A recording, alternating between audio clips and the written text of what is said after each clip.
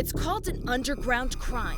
Children swept into the world of trafficking, sometimes right under the nose of family or friends, and often by the hands of the people they trust the most. We do have a lot of youth who they're being trafficked by a romantic partner or by a neighbor or by somebody else in their community, but they're still going to school, sometimes regularly, sometimes irregularly. They're still participating in things. Many of them are still sleeping at home.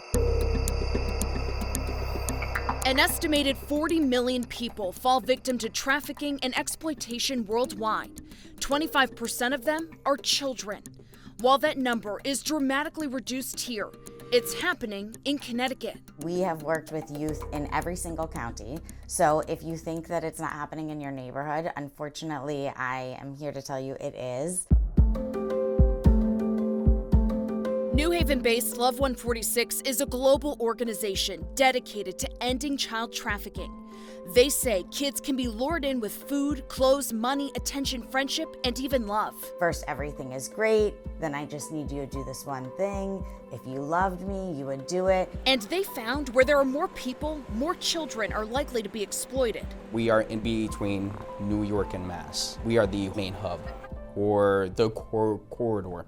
In New Haven, police are on high alert. If you try to get rooms in either New York or Mass, you're gonna spend a ton more. If you stop here, the motels cost less. Detective Leonardo Soto is part of the Special Victims Unit at the New Haven Police Department.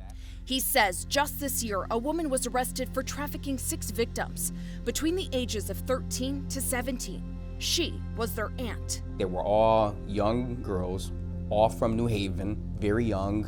They all came from broken homes, no dads, just nowhere to go.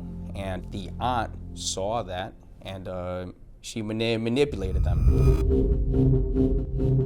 Websites and even social media are also used to illegally advertise, schedule, and purchase sexual encounters with minors. I spent about 8 years solid online as a 13-year-old girl, just trying to get out there and protect our children and protect our youth and seeing what was happening. Making the undercover work Scott Driscoll has done so critical.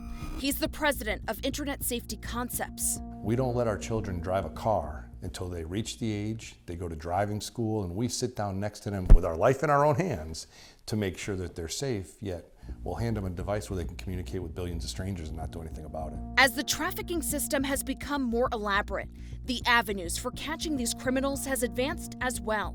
In fact, there are resources in place to raise awareness and to help victims still suffering. A huge piece of the healing journey is actually being able to trust yourself again to enter into relationship and to choose the people who are going to be safe in your life and who are going to actually stick by you and treat you like a person and not a product. And these organizations are there every step of the way. I don't know who you are or what you've been through or what has happened to you, but you're worth it.